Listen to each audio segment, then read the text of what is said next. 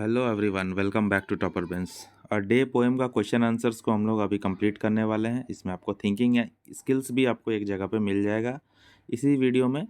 और ये पोएम का एक्सप्लेनेशन हम लोगों ने हिंदी में देखा है। अगर आपने मिस किया है तो डिस्क्रिप्शन में जाइए या प्लेलिस्ट में विजिट कीजिए, वहाँ आपको फुल आपको एक्सप्लेनेशन मिलेगा, वो भी हिंदी में। एमिली डिकिंसन के द्वारा ये बहुत ही सुंदर सा पोएम है। हम लोग इसको कंप्लीट कर चुके हैं। और क्वेश्चन आंसर करने से पहले आपको ये पोएम का एक्सप्लेनेशन ज़रूर देखना चाहिए ताकि आपको समझ में आए, क्योंकि इसमें थोड़ा सा इंटरनल मीनिंग्स है, डीप मीनिंग्स है, जिसको समझे बगैर आप सिर्फ रट करके इस चैप्टर को कंप्लीट नहीं कर सकते हैं। अगर आप इंटरनल मीनिंग्स और डीप मीनिंग समझेंगे तभी आप एग्जामिनेशंस में अच्छे से इसके क्वेश्चंस को लिख पाएंगे, या इंटरनल क्वेश्चंस आएंगे तो भी आप बना के खुद से लिख पाएंगे। तो हम लोग देखते हैं इस पोएम में। बेसिकली हम लोग इस पार्ट को अभी थोड़ा सा रीड करेंगे और आपको बताना चाहेंगे शॉर्ट में। In this poem the speaker describes sunrise and sunset as seen in a small village. तो यहाँ पे स्पीकर इस पोएम में बताए हैं सनराइज और सनसेट कैसा होता है, लेकिन यहाँ पे एक चीज़ और है। सनराइज सिंबलाइज करता है बर्थ को और सनसेट सिंबलाइज करता है डेथ को, जो यहाँ पे इंटरनल मीनिंग में है। और इसी चीज़ को मैंने अच्छे से समझाया है पोएम में, आप ज़रूर उसको देखिए। हम लोग चलिए इसको स्टार्ट करते हैं, क्वेश्चन आंसर्स। और चैनल को अभी तक सब्सक्राइब नहीं किया है तो प्लीज़ सब्सक्राइब कर लीजिए और वीडियो को अभी एक लाइक दे दीजिए, जिससे मुझे मोटिवेशन मिलता है और मैं आपके लिए काम करता रहता हूँ। तो चलिए पहला क्वेश्चन लेते हैं। What does speaker describe in the poem? Speaker ने इस पोएम में क्या डिस्क्राइब किया है? The speaker describe sunrise and sunset as seen in a small village and the beauty of the morning and evening sky with wonder and great appreciation. तो ये भी आप लिख सकते हैं, जो अभी बुक में दिया गया है उसी से मैंने इस आंसर को लिखा है। ठीक है, तो इसमें आप थोड़ा सा ऐड कर सकते हैं। अगर आपको इस आंसर को थोड़ा सा बड़ा बनाना है तो आप इसको ऐड इस तरह से कर सकते हैं। The speaker describe sunrise and sunset as seen in a small village which, यहाँ पे आप लिख सकते हैं अगर आपको लिखना है तो। वैसे ये भी आंसर ठीक है। अगर आपको थोड़ा सा लिखना है और अच्छा बनाना है तो यहाँ पे आप यहाँ पे ऐड कर सकते हैं which symbolises birth and death. बस इतना सा ही ऐड करना, which symbolises birth and death and the beauty of the morning and evening sky with wonder and great appreciation. अगर आप नहीं भी ऐड करते तो कोई प्रॉब्लम नहीं है। Number 2, how does the sun rise? Sun कैसे उगता है? The sun rises with its rays spreading one by one in the sky. The hills were getting uncovered from the darkness and the bobolinks were singing. तो जब सूरज उगता है तो बहुत सारे एक्टिविटीज़ होते हैं नेचर में। तो मैंने जो इम्पोर्टेंट यहाँ पे दिखाया गया है उसी को मैंने लिखाया है कि यहाँ पे जो ब्यूटीफुल हिल्स होते हैं वो अपने आप को अनवील करते हैं, अनकवर करते हैं। किस चीज़ से? डार्कनेस से। डार्कनेस का जो चादर है वो हट जाता है, डार्कनेस का जो कैप है, जो हैट है, बॉनेट जिसको बोला गया इस पोएम में, वो हट जाता है। और बोबोलिंग्स जो है वो सिंगिंग करने लगते हैं सूरज उगने के time. What do you think the speaker means by the hills untied their bonnets? आप इस लाइन से क्या समझते हैं? ये क्वेश्चन वेरी वेरी इंपॉर्टेंट है। आपको जरूर इस चीज़ को समझ के जाना है एग्जामिनेशंस में, बहुत चांसेस है इसके आने के। The hills untied their bonnets, hills untied their bonnets, यहाँ पे पर्सोनिफिकेशन का भी यूज़ हुआ है। फिगर ऑफ स्पीच अगर पूछा जाएगा तो इस लाइन में, पर्टिकुलरली इस लाइन में फिगर ऑफ स्पीच जो है वो है पर्सोनिफिकेशन, क्योंकि हील्स जो है वो अपने बॉनेट्स को खोलते हैं। हील्स जो है अनटाई करते हैं अपने बॉनेट्स को। बॉनेट्स का मतलब वीमेन या गर्ल्स जो है हैट पहनती है और अपने चिन के पास उसका धागा को बांधती है, रबर को बांधती है। तो हील्स भी जो है वो बॉनेट पहना हुआ है, ऐसा बोला गया है। मतलब डार्कनेस का बॉनेट पहना हुआ है और सूरज उगने के टाइम वो अनटाई कर देता है, खोल देता है अपने बॉनेट्स को। तो ये काम कोई हिल्स या नॉन लिविंग थिंग तो कर नहीं सकता। ये तो ह्यूमन का फीचर है, ये तो पर्सन का फीचर है। ठीक है, तो यहाँ पे इसीलिए पर्सोनिफिकेशन हुआ है। ओके, द हिल्स आर, अब आंसर करते हैं इसको। The hills are in the cap, मतलब bonnet of darkness before the sun rises. Sun उगने से पहले हिल्स जो है वो बॉनेट्स में रहते हैं, कवर किए हुए रहते हैं, डार्कनेस का कवर किया हुआ रहता है। Bonnets mean a special type of hat. Bonnet क्या है? स्पेशल टाइप ऑफ हैट है which can be tied under the chin, जो चिन के अंडर में, गाल के नीचे चिन के अंडर में बांधा जा सकता है, ऐसा कैप है वो। बिफोर सनराइज, सनराइज होने से पहले the hills seemed darker, hills जो है वो ब्लैक दिखता है, डार्क दिखता है। And as soon as the sun emerges, और जैसे ही सूरज उगने लगता है, and its rays fall on the hills, और उसका जो रेज है वो हिल्स पे पड़ता है, they unveil their beauty by removing their bonnets, तब वो जो नेचुरल माउंटेन्स, नेचुरल जो पहाड़ है, नेचुरल जो हिल्स है, वो अपने ब्यूटी को अनवील करता है, मतलब अपने बॉनेट्स को, अपना जो अपने ऊपर जो अंधकार का, अपने ऊपर जो डार्कनेस का कवर लगा हुआ था उसको रिमूव करता है, अनवील करता है अपने ब्यूटी को। ओके, नंबर 4 है, does the speaker seem as sure about sunset as she is of the sunrise, how do you know? क्या ऐसा लगता है आपको कि स्पीकर जो है जितना श्योर है वो सनराइज़ के बारे में, क्या वो उतना वो श्योर है सनसेट के बारे में? नहीं है ना, वो उसने खुद ही बताया है इस पोएम में। No, the speaker was not sure about the sunset as she is of the sunrise. The speaker herself expresses uncertainty about the sunset. Speaker ने खुद ही अब अनसर्टेनिटी बताया है कि वो अनसर्टेन है, उसको उतना श्योर शॉट उसको पता नहीं है कि सनसेट में होता क्या है, सनसेट कैसे होता है। Number 5, who let the little girls and boys away. तो लिटिल गर्ल्स एंड बॉयज़ जो यहाँ पे वर्ड यूज़ किया गया है, एक्चुअल में लिटिल गर्ल्स एंड बॉयज़ है नहीं, लिटिल गर्ल्स एंड बॉयज़ किसको सिम्बोलाइज करते हैं? सनरेज को सिम्बोलाइज करते हैं। ओके, इसीलिए बोल रहा हूँ कि पोएम को आप लोग डीपली एक बार एक्सप्लेनेशन जरूर आप उसका देखिए। What do you think he represents, यहाँ पे पूछ ही दिया है कि ये लोग क्या रिप्रेजेंट कर रहे हैं। Do you think he is a caring figure. अच्छा, ही जो यहाँ पे वर्ड है, ठीक है, what do you think he represents, तो ही यहाँ पे क्या है? Who let the little girls and boys away. Little girls and boys जो सूरज की किरणें, उसको कौन लेड अवे करता है, कौन लेके जाता है? और what do you think he represent, और वो क्या रिप्रेजेंट करता है वो बताना है आपको। तो आपको पता है लिटिल बॉयज़ एंड गर्ल्स जो है रेज जो है, जो येलो रेज है सूरज के, जिसको लिटिल गर्ल्स एंड बॉयज़ बोला गया है, उसको कौन टेक अवे करता है, कौन ले करके जाता है? उसको लेके जाता है डोमिनी, केयर टेकर, जो गॉड खुद है ना। Do you think he is a caring figure, क्या आपको लगता है कि वो केयरिंग फिगर है? Yes, obviously he is a caring figure. The answer देखते हैं। द डोमिनी, ब्रैकेट में लिखा मैंने केयर टेकर, आप गॉड भी लिख सकते हैं। The Duminy let the girls and the boys away.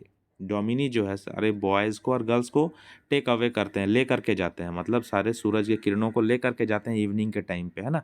Evening हो जाता है, तो इवनिंग होने के टाइम में सूरज का जो किरण है उसको भगवान वापस ले करके जाते हैं, तभी तो रात होता है ना। किरण अगर रहेगा, सूरज का किरण, तब तो रात होगा ही नहीं। I think the dominie represents और symbolises death which puts an end to life and takes people away to an unknown destination. Yes, he is a caring figure, ठीक है। और ये जो गॉड है, डोमिनी जो है, डोमिनी जो है बहुत चीज़ों को यहाँ रिप्रेजेंट कर रहा है। डोमिनी, एक तो डोमिनी का वर्डली मीनिंग जो है, लिटरल मीनिंग क्या है? फादर, वो जो चर्च में जो फादर रहता है, रिलीजियस पर्सन, केयर टेकर, ये सब वर्ड का मीनिंग है। लेकिन ये रिप्रेजेंट कर रहे हैं गॉड को, और गॉड यहाँ सिम्बोलाइज कर रहे हैं डेथ को। ओके, तो पूरा जो दिन है वो हमारा, सूरज जब उगा तब हमारा बर्थ हुआ, और पूरा दिन जो रहा वो हमारा लाइफ रहा।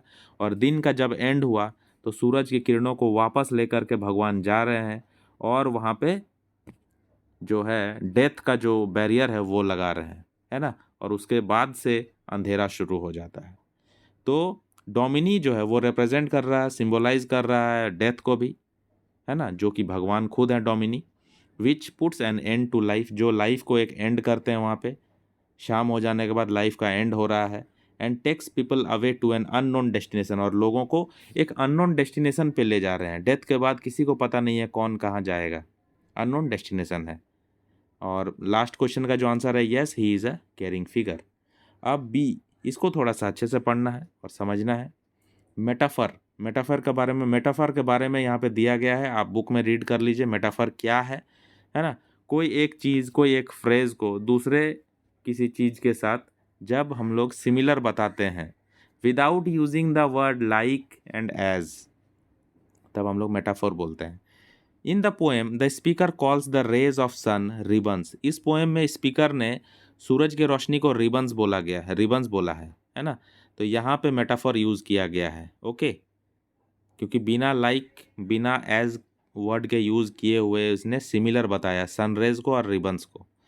इसी तरह से और बहुत 2 एग्जाम्पल्स पूछा गया यहाँ से, पोएम से ढूंढ करके आप लिखिए यहाँ पे मेटाफर्स कहाँ कहाँ पे। मैंने आपको 3 लिखवाया है, 3 लिखवाया है आपको। इन्हीं तीनों में से कोई 2 लिखना है। आप 3 लिख देंगे तो टीचर और खुश हो जाएंगे, ओके।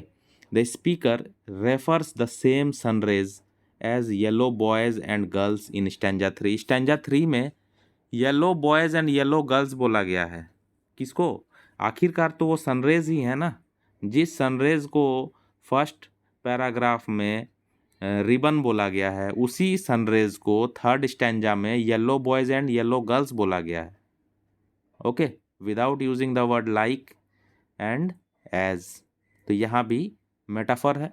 दूसरा नंबर पे क्या, the dominie in grey represents caretaker और गॉड और अ रिलीजियस फिगर। ये जो द डोमिनी इन ग्रे है, ये जो लाइन है, ये जो 3 वर्ड है, ये क्या रिप्रेजेंट कर रहा है? केयर टेकर को कर रहा है रिप्रेजेंट, भगवान को रिप्रेजेंट कर रहा है, रिलीजियस फिगर को रिप्रेजेंट कर रहा है ना। तो यहाँ भी मेटाफर है। और एक चीज़ है इसमें, flock. Flock refers to the humans. और जो लास्ट लाइन है जिसमें फ्लॉक को लेकर के जा रहे हैं, तो फ्लॉक मतलब ह्यूमंस। इवनिंग बार्स, यहाँ पे इवनिंग बार्स भी यूज़ किया गया है in stanza 4 is a metaphor for the end of a day. पूरा दिन का जो एंड हो रहा है, इवनिंग बार्स लग जा रहा है वहाँ पे, तो पूरा दिन का जो एंड हो रहा है उसका जो सिंबलाइजेशन है वो है इवनिंग बार्स, और द एंड ऑफ लाइफ या फिर लाइफ का ही एंड। आपको दोनों ही समझना है यहाँ पे। इवनिंग जब हो रहा है, सूरज जब ढल रहा है, तो वो हम सिंबलाइज कर रहा है डेथ का, ठीक है। और वो चीज़ अंतिम में कौन करते हैं फोर्थ स्टैंजा में? The Duminy. और डोमिनी कौन है? डोमिनी वर्ड का मीनिंग भले ही चर्च का जो पादरी है वो है, फादर जो है वो है, लेकिन एक्चुअल में वो सिंबलाइज कर रहा है किसको? गॉड को, केयर टेकर को, दुनिया का केयर टेकर है वो। इसके बाद नंबर 2 में पर्सोनिफिकेशन के बारे में। पर्सोनिफिकेशन का जो डेफिनेशन है बुक से आप देख लीजिए, ठीक है। पर्सोनिफिकेशन का मतलब होता है जब कोई निर्जीव चीज़ को, जब कोई नॉन लिविंग थिंग्स को ह्यूमन बींग्स का, पर्सन का, ह्यूमन बींग्स का कोई फीचर उसको दे दिया जाता है और उसको बताया जाता है उस तरह से, तब हम लोग उसको पर्सोनिफिकेशन कहते हैं। देखिए example, in the poem steeples are personified, they are like people who have gone swimming. तो इस पोएम में स्टीपल्स को बताया गया है कि स्टीपल्स जो है वो तैरता हुआ नजर आता है जब सूरज उगता है। स्टीपल्स का मतलब होता है चर्च का जो कोनिकल पार्ट है ऊपर, ये तो चर्च का जो कॉनिकल पार्ट है, सूरज उगने का टाइम जो वायलेट रेज रहता है, सनरेज के साथ वायलेट वायलेट रेज रहता है, उसमें हमें क्या दिखता है? चर्च का जो टॉप मोस्ट जो पार्ट है वो तैरता हुआ नजर आता है, ऐसा यहाँ पे स्पीकर ने बताया है। तो चर्च का जो टॉप मोस्ट पार्ट है वो कभी तैर पाएगा क्या? उसका ये फीचर नहीं है तैरना, वो ह्यूमन बींग का फीचर है तैरना। तो यहाँ पे पर्सन का फीचर को यहाँ पे दिया गया है किसको? नॉन लिविंग थिंग को। मतलब यहाँ पे पर्सोनिफिकेशन का यूज़ हुआ है। तो और सारा और भी कोई एग्जांपल है पोएम में, वो लिखना है, वो मैंने आपको बता दिया है। In stanza 2 where hills remove their bonnets. Hills जो है वो अपने बॉनेट्स को रिमूव करते हैं। पहाड़ जो है अपने हैट को, अपने टोपी को रिमूव करते हैं, और वो टोपी किसको सिंबलाइज करता है? अंधेरा को, डार्कनेस को। हिल्स के ऊपर में अंधेरे का कवर रहता है, अंधेरे का कैप लगा हुआ रहता है, अंधेरे का हैट लगा हुआ रहता है, जिसको सूरज उगने के टाइम, सनराइज के टाइम वो हटाता है और अपने ब्यूटी को अनवील करता है। In the same fashion as women, women जिस तरह से अपने हैट को हटाती है, उसी तरह से हिल्स जो है अपने बॉनेट्स को, अपने कवर्स को हटाते हैं, और वो कवर से अंधेरे का कवर, वो कवर है डार्कनेस का कवर। ठीक कब उठाता है वो? जब सनरेज होता है।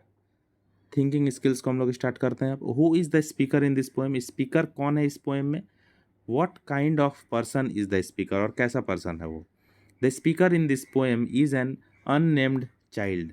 ऐसा लगता है कि स्पीकर जो है एक चाइल्ड है, एक बच्चा है, ठीक है, क्योंकि बहुत सारा क्लू देने के बाद उस चाइल्ड को, उस स्पीकर को समझ में आता है कि सनराइज हो रहा है, सूरज उठ रहा है, मॉर्निंग का टाइम हो रहा है। अगर कोई ये एडल्ट रहता है या फिर बड़ा इंसान रहता है, बड़ा आदमी रहता है या एक्सपीरियंस होल्डर रहता है, तो उसको इतने सारे क्लूज़ की ज़रूरत ही नहीं पड़ते, वो उसको समझ में आ जाता कि सूरज उग गया ऐसे ही। The speaker is confident and excited talking about sunrise. Speaker जो है वो सनराइज के बारे में तो कॉन्फिडेंट है, एक्साइटेड भी है। However that confidence veins when the child describes sunset. लेकिन वो कॉन्फिडेंस जो है वो ख़त्म हो जाता है, वो चला जाता है जब वो चाइल्ड जो है वो डिस्क्राइब करता है सनसेट के बारे में। मतलब सनसेट के बारे में उसको नॉलेज नहीं रहता है। Number 2, do you think the poem is only about the sunrise and sunset? ये भी बहुत ही इंपॉर्टेंट क्वेश्चन है। यहाँ पे ये मतलब डीप मीनिंग छिपा हुआ जो मैंने बताया आपको कि सनराइज़ का मतलब है बर्थ और सनसेट का मतलब है डेथ, है ना?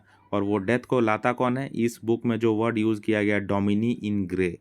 डोमिनी इन ग्रे जो है वो केयर टेकर है और ख़ुद वो भगवान है, ठीक है? और भगवान ही जो है वो सनसेट को लाते हैं, मतलब डेथ को लाते हैं। No, I think the poem is not only about the sunrise and sunset. मुझे नहीं लगता कि ये पोएम सिर्फ सनराइज और सनसेट के बारे में है। The main theme of this poem is about birth and death. Main theme क्या है? बर्थ एंड डेथ का थीम है इसमें, which is symbolised by the rising and setting of the sun. जिसको सिम्बोलाइज कौन करता है? सूरज का उगना और सूरज का ढलना। ओके, तो ये चैप्टर यहाँ पे ख़त्म हो जाता है। आप चैनल पे आए हैं तो सब्सक्राइब भी कर लीजिए और वीडियो को लाइक कीजिए अगर आपको अच्छा लगा होगा तो ये वीडियो तो, और कमेंट करके अपना फीडबैक भी दीजिए, दोस्तों के साथ शेयर भी कीजिए, सबको हेल्प होगा और मुझे भी मोटिवेशन मिलेगा। तो चलिए मिलते हैं नेक्स्ट वीडियो में, तब तक के लिए goodbye and have a nice day.